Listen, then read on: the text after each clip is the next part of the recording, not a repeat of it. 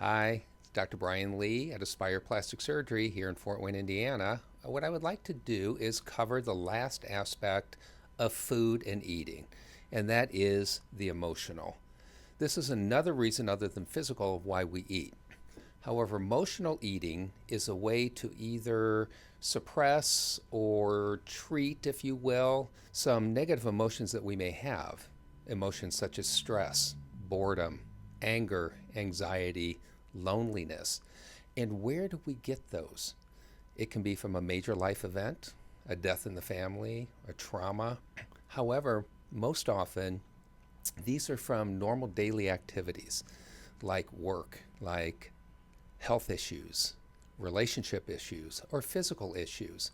But one of the main components of this is stress. Emotional eating is oftentimes an automatic behavior.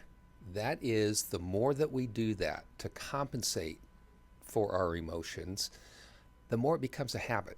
Emotional eating can be a learned and habit forming behavior. The more we use this to cope, the more it becomes an ingrained system that becomes that habit that we continually look to help satisfy our negative emotions. So, why do we choose food? Well, number one, it's readily available. Number two, it's legal, and it doesn't typically interfere with cognitive functions like alcohol or illicit drugs can do. The other aspects are that it tastes good. One of the reasons it tastes so good is because the food has been manipulated with salts, oils, sugars, and fats to make it highly addictive. Food also physically releases dopamine, which is one of our feel good hormones. So it does help on that emotional level to help calm our nerves. Yet we need to be able to understand why we are eating. And there's a significant difference between eating for physical aspects or eating because you're hungry and your body needs the nutrients and the calories versus eating to suppress those emotions in the emotional aspect. And there are some clues that we can learn from this. The first is from a physical standpoint. When we feel hunger physically, that our body needs that energy and the nutrients, it typically comes on a little bit more slowly and gradually and is often related to the last time we consumed a healthy meal. The hunger from emotional eating typically comes on very rapidly, just like snap, all of a sudden. And it is related to a stressful event or thinking of those stressful events. So, again, physically, it comes on slowly. The emotional eating and hunger typically comes on very rapidly. Also, in the physical aspect, we tend to get physical clues. You start to get hungry inside, your stomach growls. You get jittery or shaky. You can get lightheaded. And some people actually get what we call hangry. You start to get those emotional anger feelings because you're physically hungry. We typically don't see that with the emotional eating. And finally, the difference between physical and emotional eating is with the physical aspect, we tend to be more mindful.